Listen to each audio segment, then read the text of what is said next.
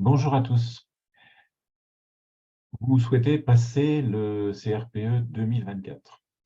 Vous vous posez la question de savoir si vous avez le niveau, qu'est-ce que c'est justement le niveau, quels sont les attendus, les compétences, notamment dans le domaine des mathématiques. Les définitions des attendus du concours par le ministère ne sont pas franchement claires. On a quelquefois le sentiment que si on a un score honorable sur des épreuves de brevet, alors on doit pouvoir prétendre au CRPE. C'est quand même très, très juste comme approximation. Et donc, la série d'exercices que nous allons vous proposer à partir d'aujourd'hui est une série d'exercices qui devrait vous permettre de mieux comprendre ce qui est attendu pour le CRPE en mathématiques. Donc, pour ça, nous avons imaginé un petit stratagème d'un envoi d'exercices successifs avec des corrections commentées en vidéo et une espèce de protocole que nous vous demandons de respecter du mieux possible pour que le score auquel vous allez aboutir soit significatif. Donc, chaque exercice, on vous demande de les faire en 15 minutes et pas plus. Et ensuite, voilà, vous laissez ça en l'état une fois que c'est fait. Et puis, le lendemain, vous accédez donc à la correction vidéo. Et aujourd'hui, nous allons voir la correction vidéo commentée de l'exercice numéro 1.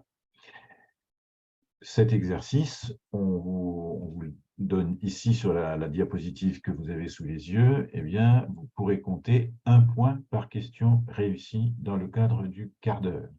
Donc, c'est-à-dire que vous pouvez avoir ou 0, ou 1, ou 2, ou 3. 0 si vous avez forcément excédé les 15 minutes, si vous n'avez aucune réponse correcte. Et ensuite, c'est 1 point par question réussie dans le cadre des 15 minutes. À l'issue de l'envoi de tous les exercices, dans quelques jours, pratiquement une semaine, vous obtiendrez une note sur 20. Et cette note sur 20 vous donnera, selon un barème que nous vous communiquerons à ce moment-là, un peu votre profil par rapport au concours. Soit vous semblez maîtriser les fondamentaux essentiels et donc vous pouvez peut-être soit vous tirer la conclusion que vous allez travailler à une formation et que vous en retirerez ce qui est nécessaire, soit que même peut-être une formation en maths est superflue et que vous pouvez vous lancer dans l'aventure.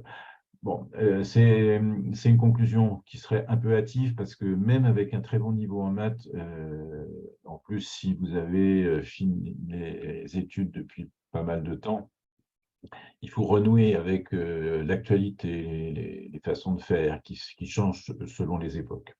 Bon, voilà, donc premier exercice, commentaire corrigé. Le contenu donc, de la géométrie plane, et particulièrement le théorème de Pythagore et sa réciproque. J'affiche l'énoncé.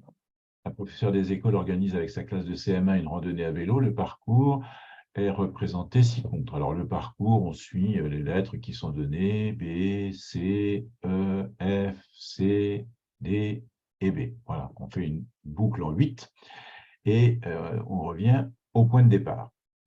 Et la première question qui est posée, c'est montrer que l'angle CFE, donc pour un angle, on suit le parcours aussi, CFE, est droit. Pardon, c'est pas marqué un angle, est droit. Bon.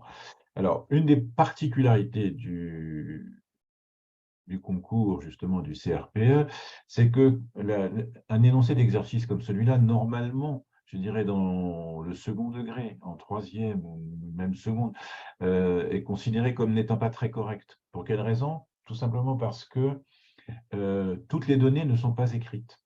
Il faut aller chercher les données dans le texte qui donne les données et aussi sur la figure. Et la figure contient beaucoup de données. Alors, il y a des données qui sont des données métriques sur les distances représentées. On n'a pas d'échelle, d'ailleurs. Ça, c'est un peu surprenant. Bon, on n'a pas d'échelle, on nous dit que ça fait 7,5 km, donc ça représente une distance de 7,5 km. Mais surtout, ce qui est très important, c'est qu'on a aussi une donnée d'angle, de mesure d'angle. L'angle DBC est un angle qui est un angle droit. Bon, en principe, ça devrait être marqué dans l'énoncé. exactement comme ça. L'angle DBC est un angle droit. Mais là, c'est juste l'indication sur la figure. Donc, si on ne sait pas que le petit carré là signifie que l'angle est droit, eh bien, on va être coincé pour pas mal de choses. Donc, voilà une des particularités du CRPE. On prend les données à la fois dans le texte et dans la figure. OK? Bon. Première question, donc, montrer que l'angle CFE est droit. La question est posée en ces termes. Montrer que l'angle CFE est droit. Comment vais-je pouvoir montrer qu'un angle est un angle droit? Je peux avoir l'idée de mesurer cet angle. Et les instruments de mesure, l'instrument de mesure des angles, c'est bien sûr le rapporteur. Donc, je peux venir avec mon rapporteur et puis mesurer l'angle CFE et me dire que c'est un angle qui mesure 90 degrés, donc c'est un angle droit. Ou alors prendre un autre instrument qui est aussi très connu, même plus connu sans doute que le rapporteur, c'est l'équerre. Ce n'est pas un instrument de mesure, l'équerre, c'est un instrument de comparaison. C'est ce qu'on appelle aussi un gabarit. C'est-à-dire qu'on compare notre angle avec un angle qui est déjà fait sur une équerre. Et puis, est-ce que c'est exactement la même chose, etc., ou pas. Une méthode comme l'autre, mesure ou comparaison, n'est pas jugée suffisante, n'est pas jugée satisfaisante, pardon, parce que autant la mesure que la comparaison va donner quelque chose d'approximatif. Et ce qu'on souhaite, justement, au travers de la géométrie, c'est vérifier votre capacité à une certaine rigueur. Donc, la réponse à cette question, montrer que ne passe pas par la mesure, mais va passer par l'utilisation d'autres outils, qui sont des outils fondamentaux. Ce sont les connaissances, qu'on appelle les théorèmes en mathématiques, et la logique, c'est-à-dire le raisonnement. Voilà les deux outils qu'il va falloir utiliser pour montrer. En fait, se montrer, et ça aussi c'est une particularité du CRPE, ce n'est pas vraiment à montrer, mais c'est plutôt à démontrer. Mais bon, c'est une espèce d'euphémisme pour ne pas effrayer le candidat. On ne dit pas démontrer, mais on dit montrer. Mais en même temps, quand on dit montrer, ça peut entraîner certaines ambiguïtés. Il s'agit bien de démontrer et donc d'utiliser les théorèmes et le raisonnement. Comment, quels outils a-t-on à notre disposition pour démontrer qu'un angle est droit? Je commence par faire marcher un peu ma tête et puis me poser des questions et donc relier mes connaissances, etc. Parce que, et donc là, par exemple, je me dis, si l'angle est droit, alors le triangle est un triangle rectangle. Si cet angle-là, CFE, est un angle droit, alors le triangle est rectangle. Mais sauf que je ne sais pas s'il est rectangle. Mais ce que je peux me dire maintenant, c'est qu'à l'inverse, si le triangle est rectangle, alors l'angle est droit.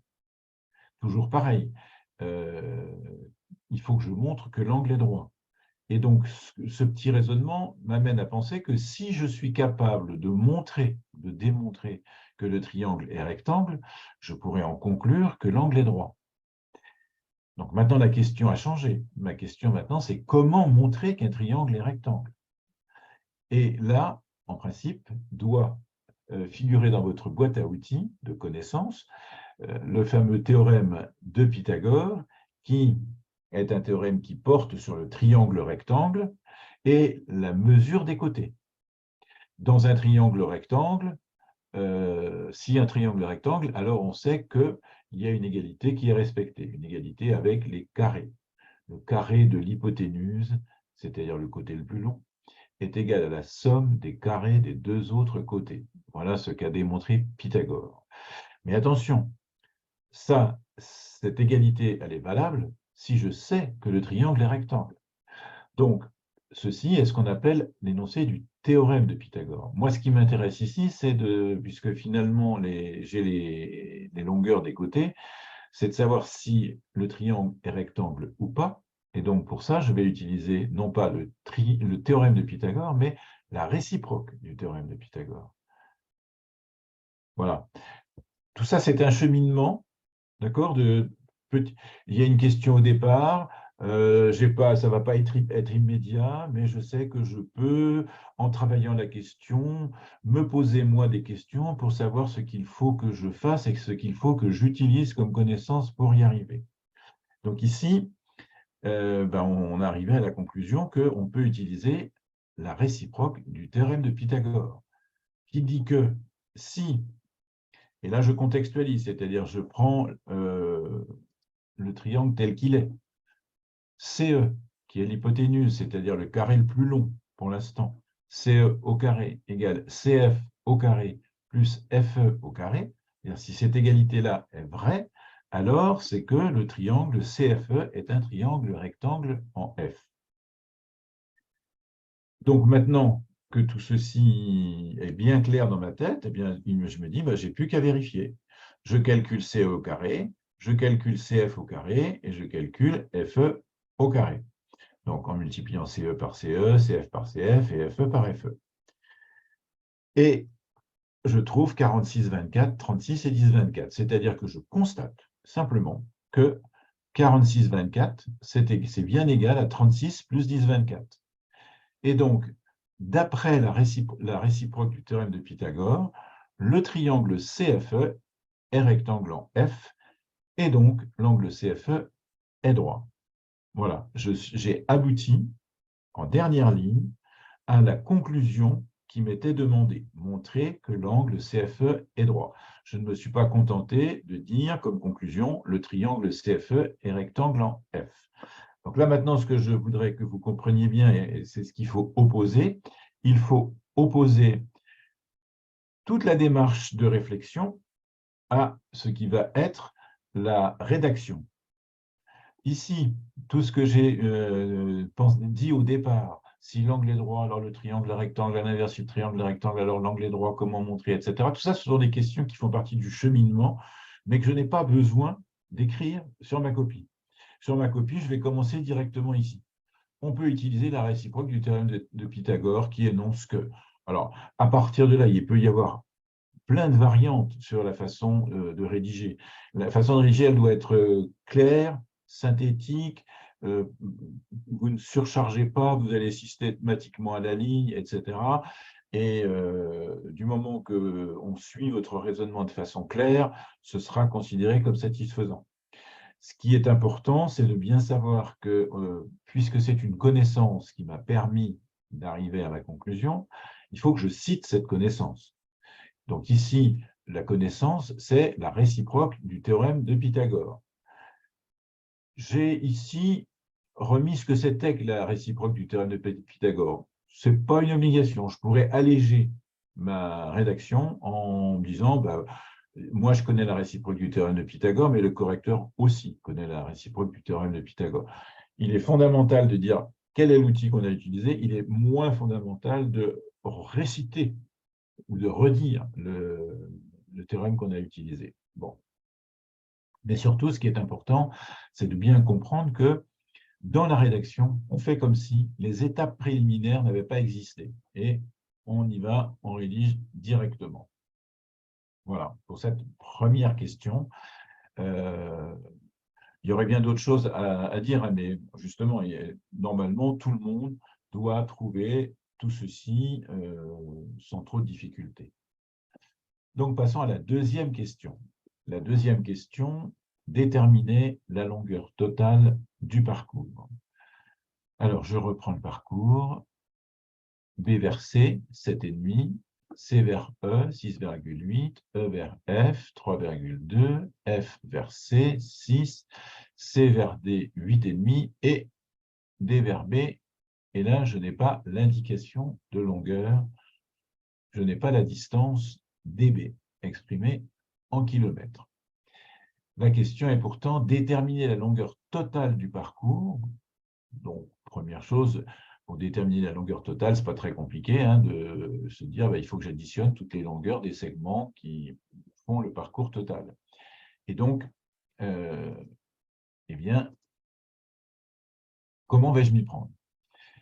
Même réflexion que tout à l'heure, je pourrais penser que il suffit tout simplement, par exemple, d'essayer, on pourrait tenter de faire ça, de se dire le segment BC, il représente 7,5 km, je mesure avec ma règle sur le dessin ce que ça fait, et puis je calcule l'échelle, et puis je fais l'échelle de dB, je mesure dB, etc.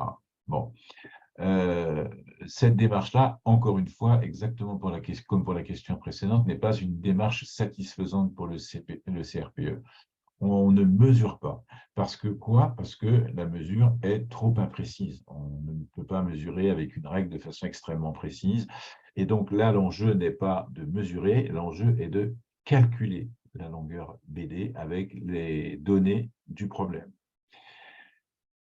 Qu'est-ce qu'on a comme outil pour déterminer des longueurs dans le cadre d'une figure comme celle-là, qui bien sûr est formée de deux triangles, et on voit maintenant que ce sont deux triangles rectangles, et notre triangle BCD, par exemple, dans lequel on n'a pas la longueur BD, est un triangle qui est rectangle en B, et donc là, en principe, ça doit immédiatement vous évoquer le théorème de Pythagore. Le théorème de Pythagore qui part du fait qu'un triangle est rectangle, et alors on a une égalité, on peut appeler l'égalité de Pythagore, avec la fameuse hypoténuse au carré qui est égale à la somme des carrés des deux autres côtés. Cette fois, ce sera le théorème de Pythagore, car nous savons que le triangle BDC est rectangle en B, et donc, d'après le théorème de Pythagore, on a hypoténuse DC carré égale DB carré plus BC carré. Juste un petit aparté là sur la façon d'écrire les longueurs ou les distances. La distance DC, c'est la même chose que la distance CD. Qu'on parcourt dans un sens ou dans l'autre, c'est pareil. Et donc, il importe peu qu'on écrive DC ou CD. D'accord? On écrit ça sans parenthèse, sans crochet, et donc en fait, il faut bien se dire que DC au carré, c'est un nombre au carré, c'est la distance DC au carré. Et ça peut être aussi CD au carré. Voilà. Ce qui est très important d'un point de vue méthodologique, c'est de savoir que, bon, je sais que le triangle DBC est un triangle rectangle, parce que j'ai su interpréter la donnée qui est dessinée finalement, et j'ai écrit l'égalité correspondante sans me soucier de ce que je cherche, mais simplement en appliquant une connaissance. DC carré égale DB carré plus BC carré. C'est seulement après que je me dis, mais oui, mais moi, qu'est-ce que je cherche? Je cherche non pas DC, je cherche DB. Donc, je vais isoler DB dans l'égalité qui est là. Vous savez que dans les égalités, on peut passer d'un côté, de l'autre, il suffit de mettre des signes moins, des signes plus, etc. Donc ça, c'est quelques connaissances algébriques simples, voire même arithmétiques ici. Et donc, on a DB carré qui est égal à DC carré moins BC carré. Voilà. Donc, premièrement, j'écris l'égalité de Pythagore, et deuxièmement, je réécris l'égalité de Pythagore à ma façon, en l'arrangeant comme ça m'intéresse. Donc maintenant, je calcule. BD carré égale, et je remplace ce que je connais, 8,5 au carré, moins 7,5 au carré, et j'obtiens 16. Si BD au carré égale 16, petite connaissance sur les nombres au carré et leurs racines carrées, BD égale 4, parce qu'en effet, 4 fois 4, c'est égal à 16. Et donc, la longueur totale de la course, c'est l'addition de toutes les distances, et donc ça fait 36 km. Voilà. Donc, bien penser à savoir utiliser le théorème de Pythagore de façon rigoureuse.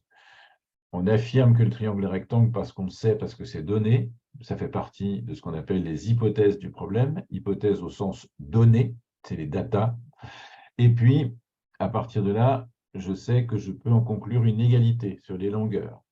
Et cette égalité sur les longueurs va me permettre de trouver une longueur qui me manque. Voilà pour cette question. Et enfin, troisième et dernière question. Sachant que la vitesse moyenne du groupe est de 14 km/h, la classe fera-t-elle le parcours en moins de 2h45? Justifiez la réponse. Alors, là encore, méthodologie. Quand vous avez un problème portant sur vitesse ou distance ou temps, commencez par écrire la fameuse formule V égale D sur T, c'est-à-dire vitesse égale distance divisée par le temps. c'est quelque chose qui se retient très facilement et qui est qu'on utilise tout le temps. Je fais du 30 km/h, des choses comme ça. Bon. Donc, V égale D sur T, c'est la cellule de base. Et avec cette cellule de base, on va pouvoir travailler pour chercher ce qui nous intéresse. Qu'est-ce qui nous intéresse? C'est de trouver un temps. Donc, à partir de cette cellule de base, j'isole le temps. Attention, cette fois-ci, il ne s'agit plus de passer d'un côté et de l'autre et de mettre du plus ou du moins, mais c'est une division, une fraction. Et donc, il faut savoir qu'à ce moment-là, le temps, c'est la distance divisée par la vitesse. Le temps t que nous cherchons, mis par le groupe à parcourir les 36 km, c'est 36, la distance, divisé par 14, la vitesse. Ce qui est très important ici, dans ces problèmes-là, c'est de faire très attention aux unités. Il faut absolument que distance, vitesse et temps, tout ça soit dans des unités cohérentes. La vitesse nous est donnée en km/h, donc la distance doit être mise en kilomètres. Et le temps que nous allons trouver, ce sera un temps en heures. Voilà. Et donc ici, quand je fais la division, je trouve 2,571. Et il y a encore plein de décimales après. Donc, comme je m'arrête après la troisième décimale, je dis que mon résultat est à 0,001 près par défaut. Ça, c'est très important pour le concours. C'est de savoir quand est-ce qu'on a un résultat exact ou quand est-ce qu'on a un résultat qui n'est pas tout à fait exact. Et s'il n'est pas tout à fait exact, on n'a pas le droit de mettre le signe égal, sauf si on met que l'approximation donnée. Et là, l'approximation, donc j'ai dit, c'est à 1 millième près. Je dis que c'est par défaut parce que je suis en dessous. Si j'étais au-dessus, ce serait par excès. En dessous parce qu'il y a des décimales que j'ai négligées. Donc, il y a une partie du nombre que j'ai raboté, si vous voulez, pour arriver à cette expression-là. Ce qui maintenant est très important, c'est de comprendre que le résultat est donné, en heures décimales. Le temps obtenu est en heures décimales. Il est à comparer avec un temps qui, lui, est exprimé en heures sexagésimales. D'accord? 2 heures 45 minutes, c'est-à-dire que les durées sont exprimées en heures, minutes, secondes, sachant que 60 secondes égale 1 minute, 60 minutes égale 1 heure, etc. Bon. Donc là, ça pose un petit problème, une petite difficulté de comparer un temps exprimé en heures décimales et un temps exprimé en heures sexagésimales.